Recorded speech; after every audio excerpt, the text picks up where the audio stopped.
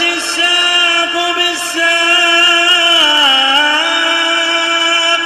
إلى ربك يومئذ المساق. الحمد لله رب العالمين والصلاة والسلام على رسوله الأمين وعلى آله وأصحابه ومن تبعهم بإحسان إلى يوم الدين. أما بعد. Pembahasan yang lalu telah kita pelajari tentang firqah-firqah yang menyimpang dalam permasalahan qadar, yang secara umum mereka dinamakan apa? Indahnya tahsir. Kelompok-kelompok yang menyimpang dalam permasalahan takdir dinamakan dengan kelompok apa? Nah, secara umum dinamakan al-qadariyah. Baik penyimpangannya afanifillah dari sisi berlebihan dalam menetapkan ataukah tidak mau menetapkan masalah takdir. Yang dari sini kemudian terbagi menjadi dua jenis qadariyah, yaitu alhamdulillah, yaitu apa tadi? Yang meniadakan namanya qadariyah, dinamakan apa? Yang meniadakan takdir, tidak mau beriman terhadap takdir, qadariyatun nufa. Sedangkan yang menetapkan secara berlebih-lebihan namanya apa, Hasan? Qadariyah Jabriyah. Nah, dan mereka semua tersesat. Sedangkan ahli sunnah wal jamaah mereka pertengahan. Mereka menetapkan takdir sesuai dengan yang datang dalil padanya, tapi juga mereka menetapkan kasb wal ikhtiyar lil insan. Menetapkan bagi hamba ini al-kasbu wal ikhtiyar. Apa yang dimaksud dengan al-kasbu wal ikhtiyar dalam pembahasan takdir di sisi ahli sunnah wal jamaah? Indahnya Abu Abdillah.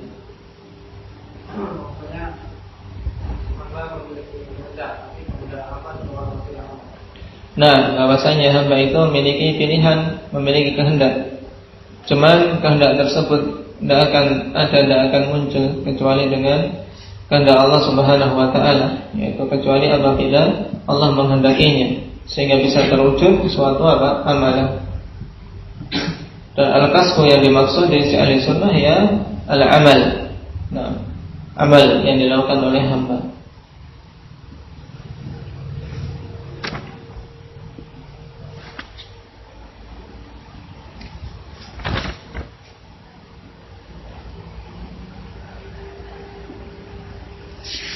Kemudian kita lanjutkan kepada perkataan Imam Ahmad rahimahullah.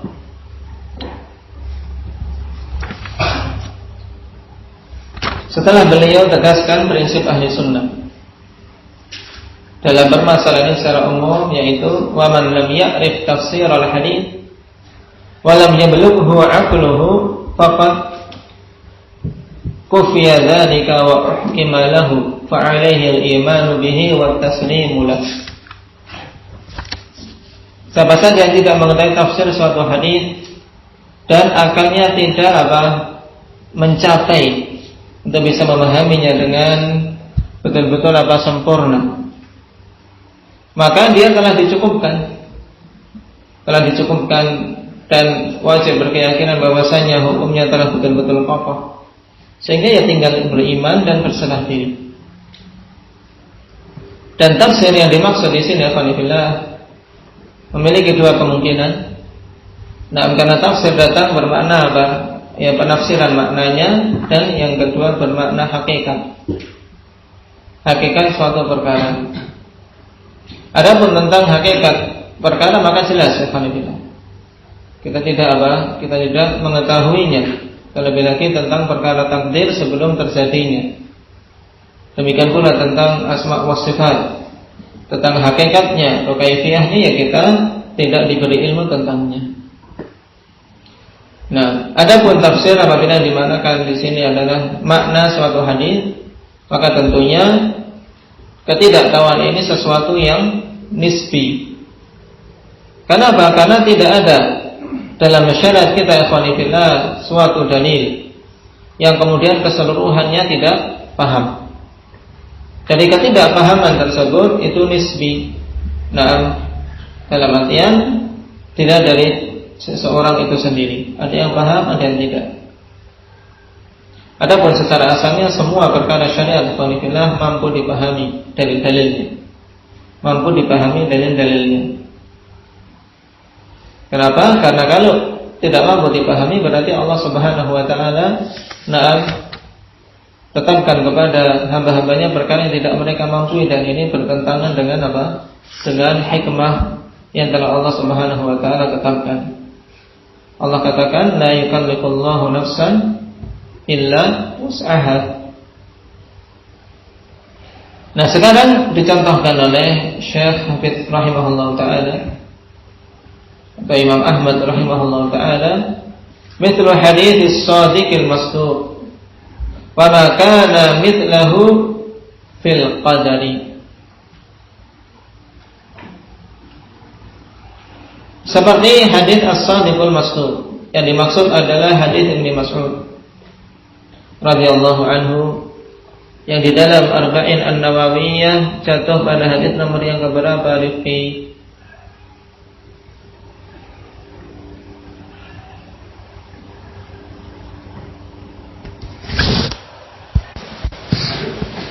Baik. Hadis yang keempat. Qala Syekh An-Najmi rahimahullahu taala ay hadits Ibnu Mas'ud radhiyallahu anhu.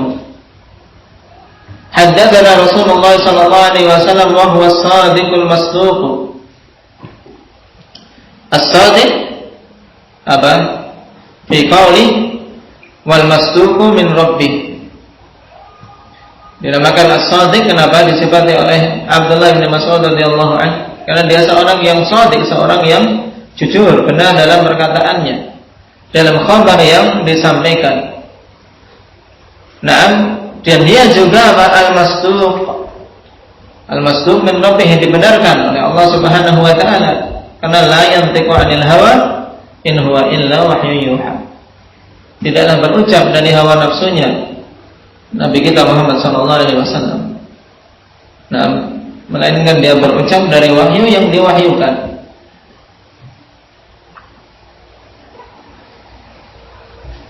Innal 'abda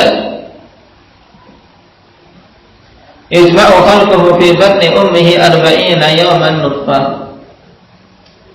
Sungguhnya hamba dikumpulkan penciptaannya di perut ibunya selama 40 hari nutfatan, dalam keadaan sebagai nutfah. Adapun riwayat as-sahihain, alhamdulillah, tambahan nutfah ini tidak ada. Dan memang karena riwayat ini disebutkan oleh Imam An-Nawawi dalam Arba'in beliau, sehingga hampir-hampir kita dalam lisan-lisan kita dalam berdalil dengan hadis yang dimaksud ini tidak lepas dari kata nutfah. Arba'ina yawman nutfah, padahal nutfah ini riwayatnya tidak ada dalam sahihain.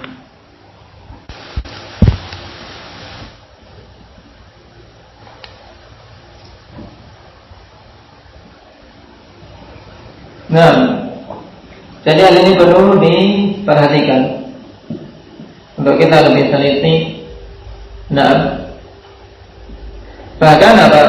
Tidak hanya di sahihain lafaz tersebut tidak ada, tapi apa di kutubul ummahat, ya, ummahatus sit, ya, itu sama sekali juga tidak ada lafaz nutfah padanya. Nah, ada banyak ada dalam sahihain. Ya, inna ahadakum yajma'u fi batni ummihi 40 yawman thumma yakunu 'alaqatan mithla dzalik. Jadi kata nutfah tidak ada. Dan sebanyak 20 lebih dari para perawi dari A'mash semuanya meriwayatkan tanpa tambahan nutfah. Nah, dan Yang menambahkan ini Hanifillah, yaitu Nam Jarir Ibnu Hazim dalam riwayat Ibnu Wahbin dalam Al-Qadar. Dia meriwayatkan dari A'mash dengan lafaz nutfah, fayakunun nutfah fil rahmi 40 yawman nutfah. Dan Ibnu Wahab sendiri menghukumi tambahan nutfah ini dengan gharabah.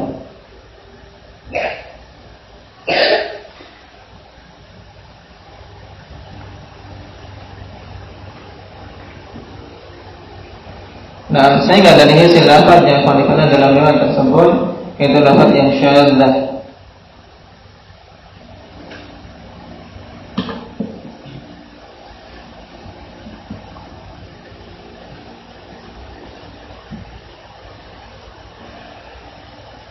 Nah, walaupun maknanya benar dalam artian 40 hari yang pertama ini dalam kondisi sebagai nutfah. Tapi dari sisi lafadznya dalam sanad hadis tersebut ikhwanillah sanad yang syadzah. Kenapa? Karena menyelisihi lebih dari berapa? 20 perawi, murid-murid siapa? A'mash. 20 perawi lebih meriwayatkan dari A'mash tanpa tambahan nutfah.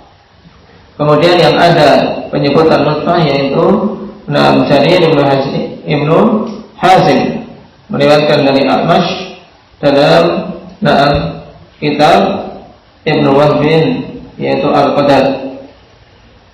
Dan Ibnu Wahb sendiri mengatakan bahwasanya riwayat tersebut gharib, ada gharabah, bahkan ada keanehan. Karena bersendirian dalam meriwayatkan lafaz nutfah tersebut. Nah, dan ini jalan diberikan tanbih padanya tentang riwayat nutfah tadi, oleh karena itulah diingat-ingat.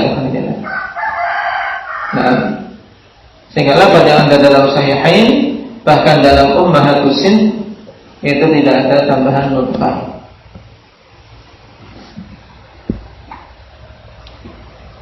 Innal 'abda yujba'u khalquhu fi batni ummihi 40 yawman.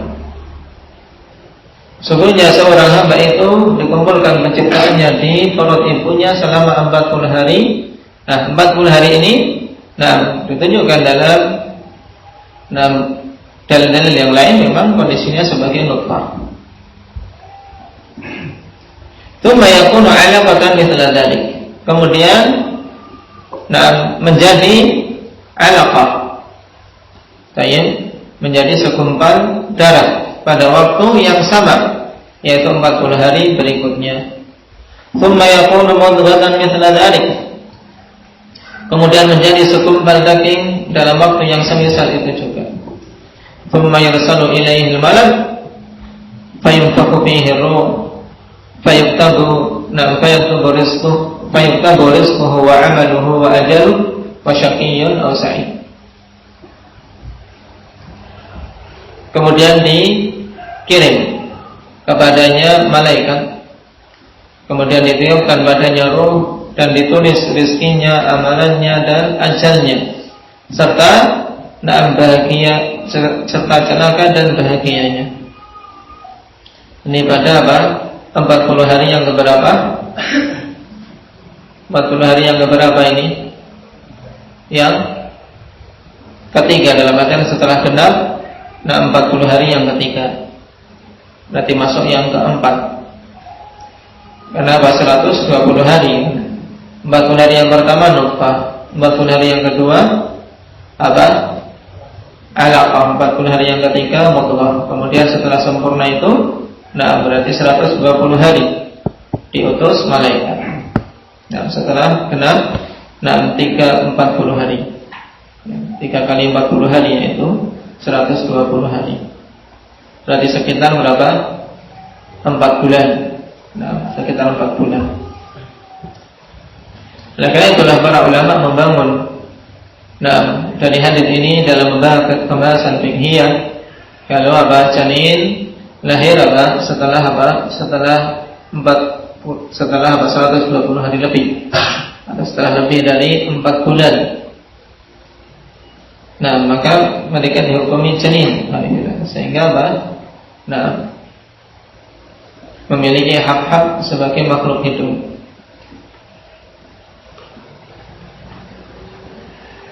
Adapun dalam pembahasan takdir jelas. Nah, Allah Subhanahu wa taala telah tetapkan takdir bagi hamba-hambanya, dan dalam hadis ini menunjukkan adanya takdir umri. Takdir yang dituliskan ketika janin berumur 120 hari. Dan ini dinamakan dengan takdir umri, sebagaimana nanti akan kita lewati. Thumma innal qadar qad kutiba fil lawhil mahfuz kama fil hadits as-sabiq. Kemudian sesungguhnya takdir itu telah ditulis di dalam lawhil mahfuz sebagaimana di dalam hadis yang telah lewat. Awwala ma khalaqallahu al-qalam faqala lahu uktub fajara fi tilka as-sa'ati bima huwa kainun ila yaumil qiyamah. Sebagaimana di dalam hadis yang telah lewat, yaitu awal pertama kali kalau Allah Subhanahu wa taala menciptakan pena, Allah katakan kepadanya uktub, tulislah. Sehingga apa? Fajara fi tilka as-sa'ah bima huwa kainun ila yaumil qiyamah. Jadilah pada atau apa? Dituliskan pada waktu tersebut semua yang terjadi sampai tegaknya hari kiamat. Wallahu subhanahu yaqul inna kulla syai'in khalaqnahu biqadar. Ayat ini juga dalil dasar ikhwanillah dalam permasalahan takdir. Inna kulla syai'in khalaqnahu biqadar. Sesungguhnya segala sesuatu telah kami ciptakan dengan takdirnya. Nah, karena memang dalam Al-Quran rukun-rukun iman yang lain, yang 5 telah terkumpul dalam satu ayat, kemudian terpisah dalam satu, yaitu iman terhadap takdir. Nah, ayat tersebut apa yang mengumpulkan padanya rukun-rukun iman yang 5?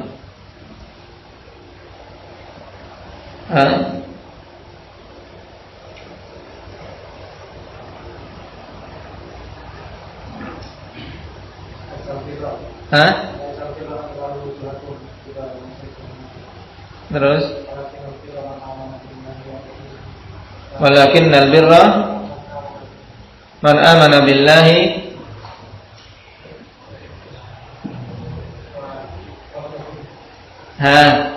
istamil.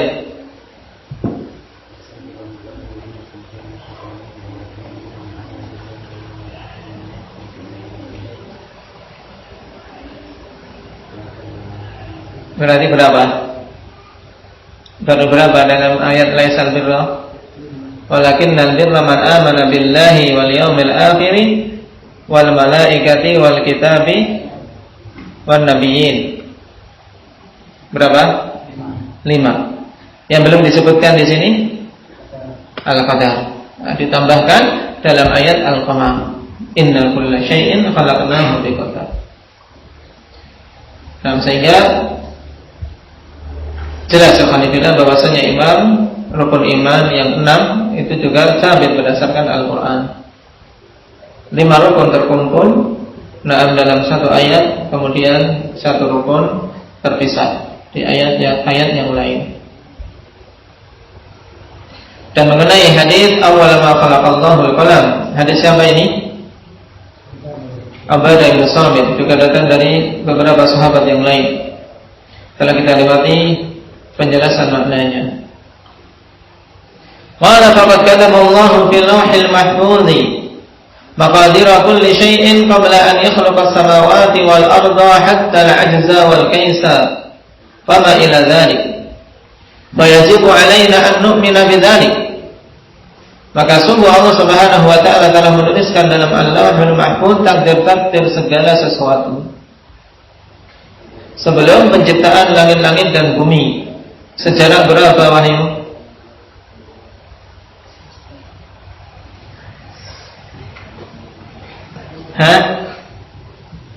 Sebelum penciptaan langit dan bumi sejarah berapa? 50.000 tahun. Sebagaimana dalam hadis siapa? Ubayd Abdullah bin Amr bin Al-As, hatta al-ajza wal kais, atau hatta al-ajzi wal kais, sampai apa? Al-ajz wal kais. Mana al-ajz? Tarku ma yajibu fi'luhu bit-tasmif wa huwa 'amun fi umur dunya wa din. Ini yang dimaksud dengan al-ajz, yaitu apa? Meninggalkan perkara yang wajib untuk dilakukan dengan apa? Taswif, yaitu berlambat-lambat, nanti-nanti. Dan nanti-nanti alhamdulillah ini merupakan apa? Tipu daya iblis, bahkan termasuk serangan utama iblis terhadap ahlul iman untuk menimbulkan pada diri mereka at-taswif. Oleh karena itulah siapa yang mengatakan wa iyyakum wat-taswif fa innahu min sihami iblis, hati-hati kalian dari taswif, yaitu bernanti-nanti. Ingin melakukan pekerjaan baik, nantilah. Ingin melakukan amalan saleh, nantilah. Ingin bertobat, nantilah. Nah, ini dalam perkara akhirat. Demikian pula dalam perkara dunia. Nah, nanti ingin nyuci, nanti. Akhirnya menumpuk, nah, berat. Baik. Nah, ini orang tua yang repot. Jangan seseorang ikhwanifillah terkena panah dari panah iblis dari sisi taswif ini, apalagi para thalabatul ilm. Karena sungguh dengan ditimbulkannya taswif ini sehingga banyak waktu yang hilang. Nah, karena apa? Biasanya dengan taswif akhirnya dia santai-santai. Nah, tiba pas saatnya belum berbuat apa-apa.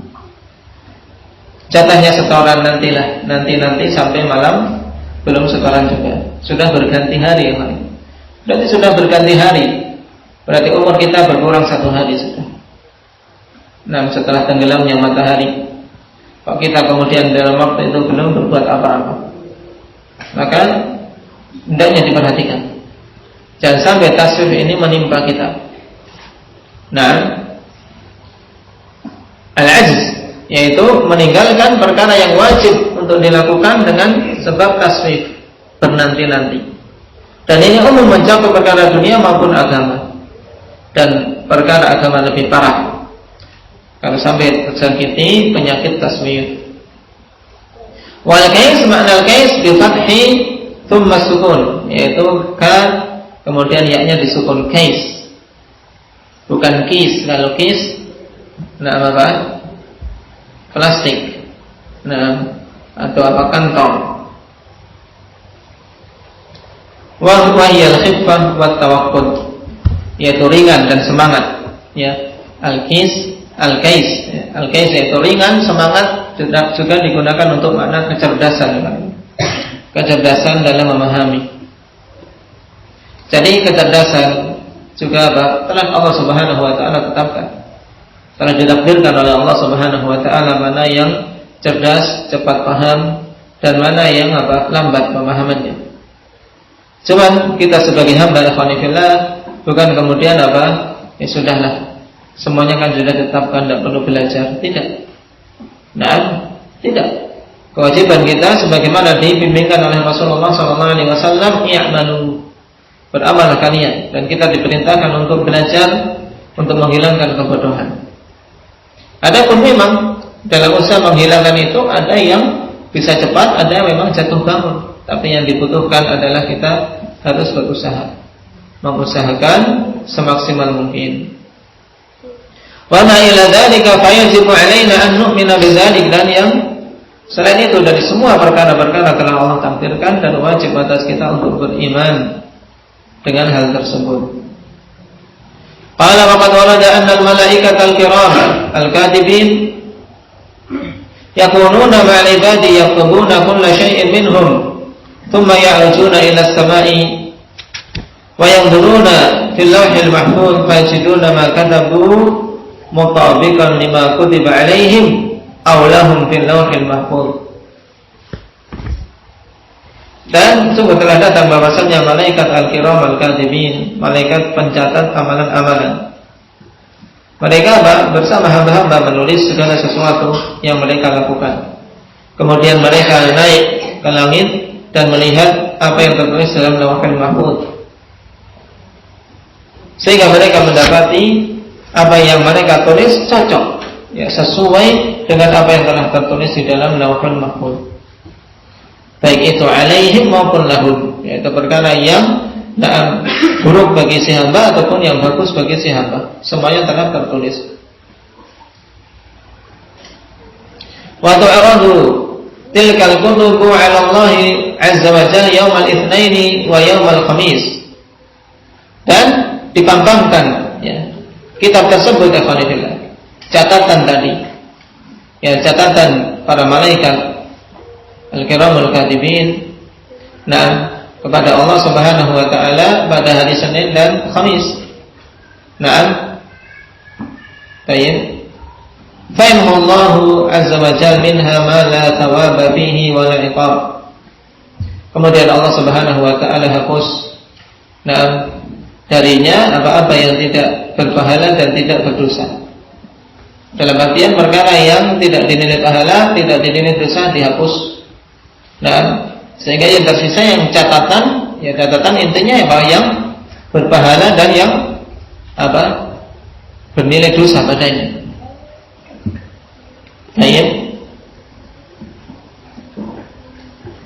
Ka anzilir rahl wa hatil qatah waskini ma'an wa ma ila dzalik, yaitu perkataan-perkataan yang mubah, yang tidak bernilai ibadah, yang tidak diniati juga dengan niatan kebaikan. Misalnya seorang menyuruh temannya, anzilir rahl, turunkan pelanai, atau turunkan bawaan dari kendaraan, hatil qad, hatil qid, yaitu datangkan kepadaku bejana atau cawan, atau ambilkan gelas, tuangkan kepadaku air. Ini perkara-perkara tidak bernilai pahala, tidak bernilai dosa pada asalnya.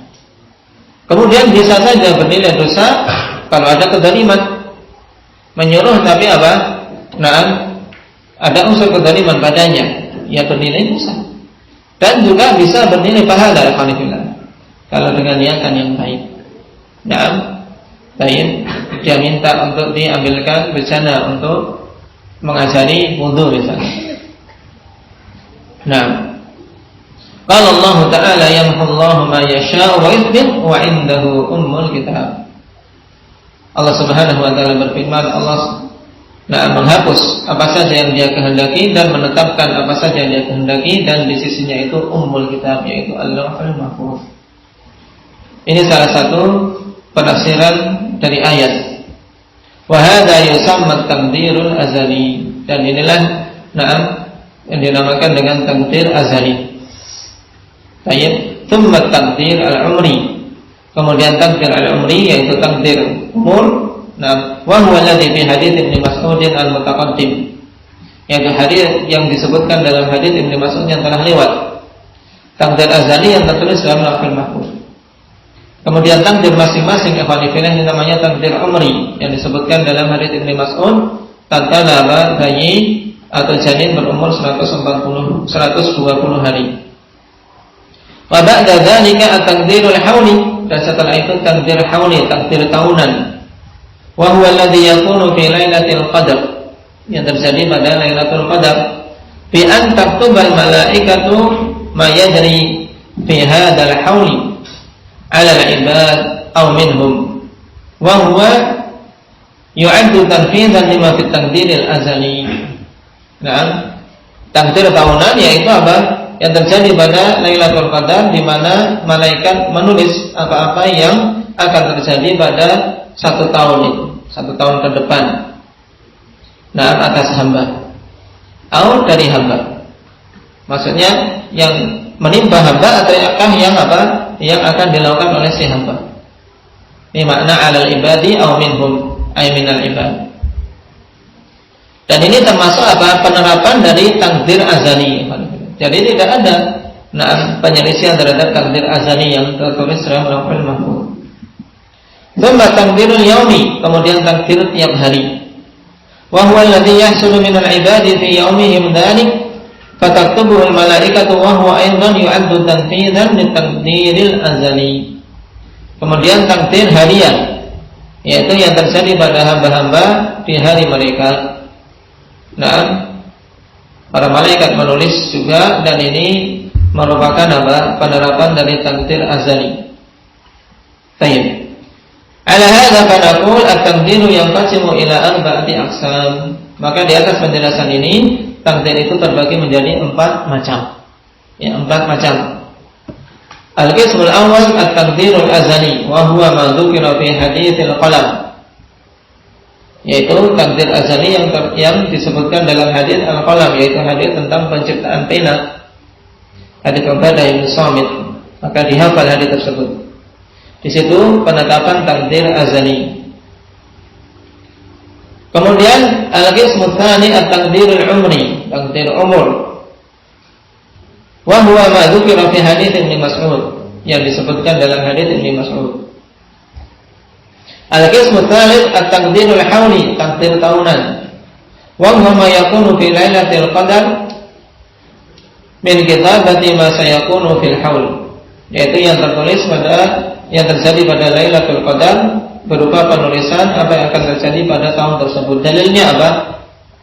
Tentang takdir hauli. Pada surat Ad-Dukhan, inna anzalnahu fi lailatin mubarakah.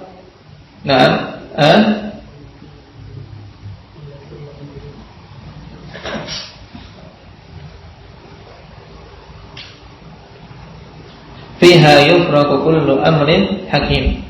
Nah, fiha yufraqu kullu amrin hakim.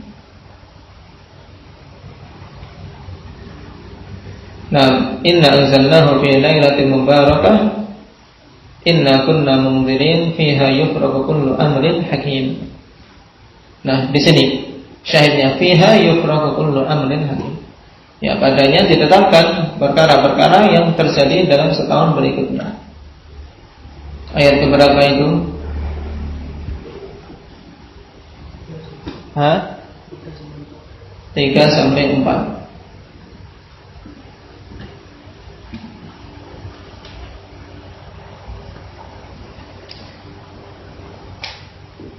Al-qismu rabi' at-taqdirul yawmi wa huwa ma sabatatul malaikah 'ala al-ibadi fi kutubihim. Takdir harian yaitu apa-apa yang ditetapkan oleh para malaikat atas hamba dalam kitab-kitab mereka.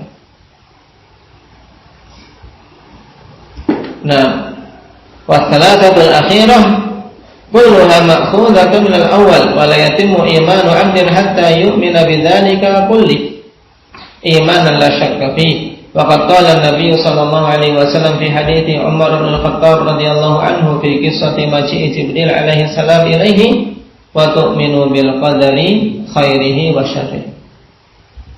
Dan 3 yang akhir yaitu umri, hauli dan yaumi. Nah, itu diambil dari yang awal, dari takdir azali. Nah, intinya apa? 4 pembagian takdir ini diambil dari sisi penulisannya, yaitu penulisan takdir. Nah, dari sisi penulisannya terbagi menjadi 4: azali, umri, hauli dan yaumi. Dan 3 yang terakhir itu diambil dari takdir azali. Tidak sempurna keimanan seorang hamba sampai beriman dengan keseluruhannya, dengan keimanan yang tidak ada keraguan. Karena Nabi SAW telah mengatakan dalam hadits Umar bin Khattab, tatkala Jibril datang dan bertanya kepada beliau tentang iman, beliau katakan apa? Di akhirnya apa? Wa tu'minu bil qadari khairihi wa syarrihi. Beliau katakan al-iman an tu'minu billahi wa malaikatihi wa kutubihi wa rusulihi wal yawmil akhir wa tu'minu bil qadari khairihi wa syarrihi. Nah, ini menunjukkan pentingnya keimanan terhadap takdir. Tidak akan dikatakan mukmin sampai beriman terhadap takdir. Barakallahu fiikum, naktafi bihadza. Subhanallah.